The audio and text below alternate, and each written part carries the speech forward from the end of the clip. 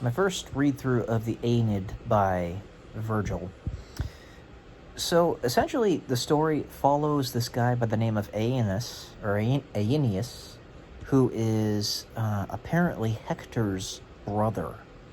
Hector being the one that Achilles slayed in the battle between the Argives and the Trojans, which is a battle that happened before this one.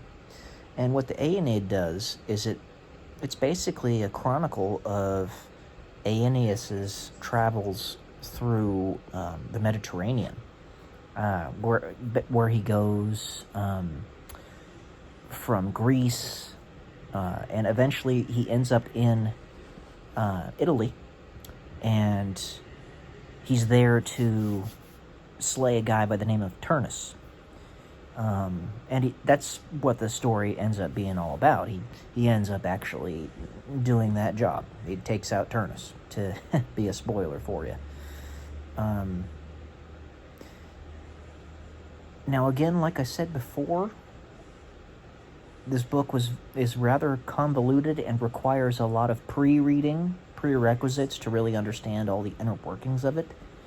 Prerequisites that I didn't get all of before I read it. So I'm going to read all those prerequisites in time, and then when I have them accomplished, I'm going to actually reread this. It's still understandable and all that. It's just kind of hard to keep up with because there's so many moving parts. But it's really good. I will say that Virgil doesn't go in-depth, or as in-depth in the battles that he tries to portray as Homer did. Homer really just described point for point everything that happened in the battle. I mean, that was the entire Iliad. The entire Iliad was basically, I think it was it might have been 10 years that the Trojans were, or the Argives were in siege against the Trojans, right? And that's the entire book. It's that siege.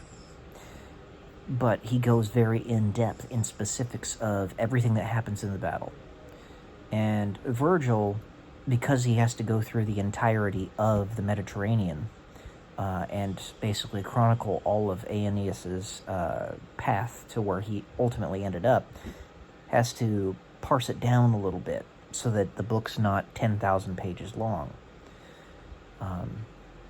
But that's my assessment of it so far. When I give it another read in the future, I'll let you know what I think then. But I do like it, and I do recommend it so far. All right. Peace.